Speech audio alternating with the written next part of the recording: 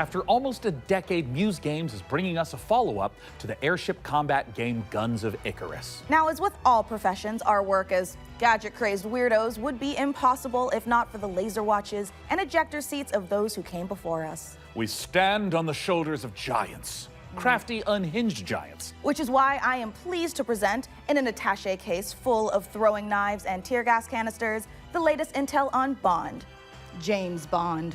So we sent our secret agents to see what's happening at IO Interactive.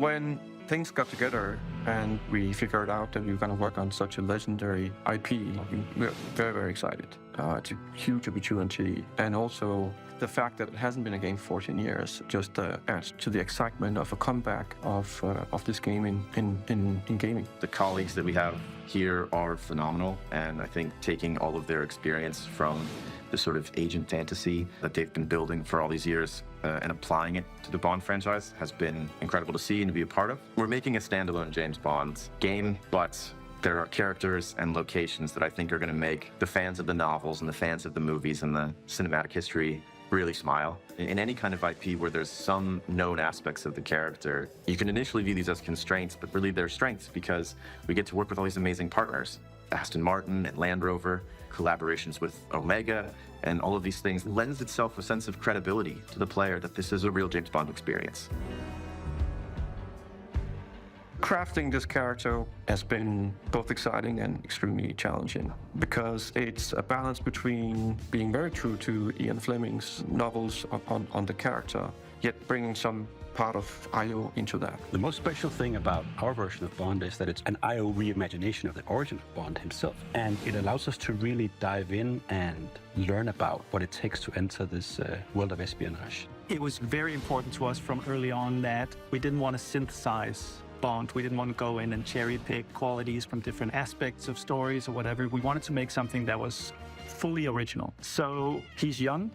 He's someone who doesn't yet know all the things we know about James Bond. He has all the core qualities. So he is irreverent. He's inherently charming. He's funny, but he's not yet cold. He's not callous. He's a more energetic. He has that impatience of youth built into him. Somewhere in between a naive, not yet worn down, principled young man, and then that journey onto this hard-hitting, colder guy that we might recognize. That space there was really inspiring to us. He is very true to his North Star and his values. And the story is very much about when you meet the harsh, political, dangerous world out there, how does a young man fare while still retaining his values? Not only will we get to experience the character changes and the lessons he needs to learn, but also how he gets his famed gear. The world is a big part of how you solve the problems as you get to them. Using the environment and weapons and charm, and obviously gadgets is a huge part of that. We have a lot of the gadgets you'd expect, and then quite a few you wouldn't.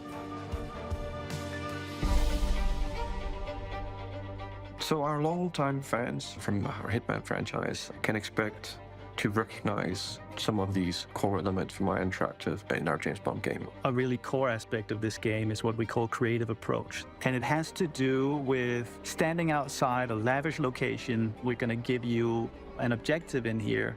You absolutely need to be able to do that in a bunch of different ways. But I think the biggest difference is that you need a lot of patience to play Hitman. You need to be sitting there seeing the patrol. He goes over there and he likes wine and you overhear that thing. But Bond, he can also just walk through the front door. I'm actually just going to go and talk to them. I'm just going to go punch him right now. If you're a James Bond that wants to crouch along, you know, the covers and be careful and all that stuff, that's your Bond and that's fine. But we've crafted a game that has a lot more forward momentum. Spycraft is part of our DNA. However, in terms of Bond, there are two key differences. The agent we were working with before, he is an empty shell, right? He's a chameleon, whereas James Bond is very much a personality. A big part of the fun of playing the game is to see what he'll say because he always has something great to say that you wouldn't have thought of. His quick wit and talking your way into and out of trouble is a big part of the core loop as well.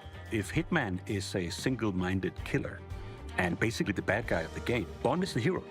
And that means that we are much more focused on his journey as a character, and we are much more focused on saving the world. I think it's safe to say that we're dialing the action to 12 on this one. We wanted a physical Bond. We wanted fighting to be visceral and brutal and violent and super fun and exciting. So we spent a great amount of energy on making a system of free-flow combat where you're fighting multiple opponents at once.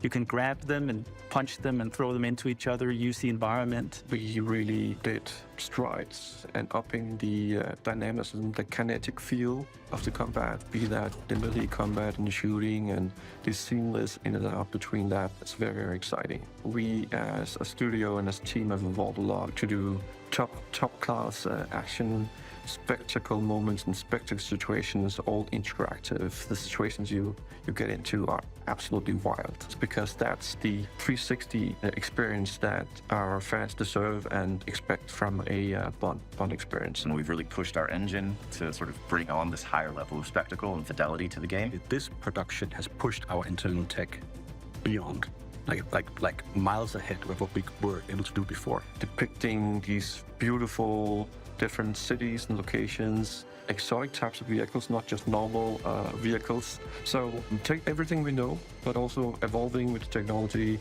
to deliver an experience that is more advanced than we've ever done before.